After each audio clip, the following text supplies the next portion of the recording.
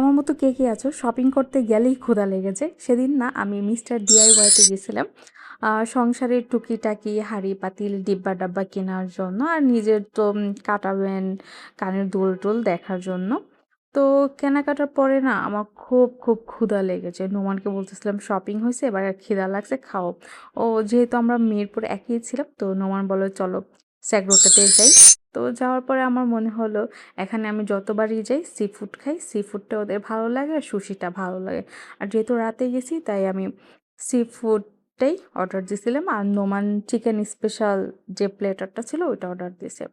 আমার খাবারটা না এত আহামরি হয়নি, আগে যতবার গেছি সবসময় মজা ছিল, বাট এবার একটা কেন জানি আমার এত ভালো লাগে না। তো নোমানেরটা বেশি মজা ছিল, আমি নোমানটাই বেশি খাইছি। যাই হোক, যদিও শপিংয়ের পরে আমাদের খাওয়ার কোনো ইচ্ছে ছিল না, তবুও মনে হলো যেহেতু বের হয়েছে খেয়ে যাই, নাহলে বাসায় গিয়ে আবার রান্নাবাড়া করতে হবে এই জন্য। আর আজকে এই পর্যন্তই আমার ছোট্ট একটা দিনটা শেয়ার করলাম। কার কেমন লাগছে আমাকে জানাও। হ্যাঁ, আল্লাহ হাফেজ।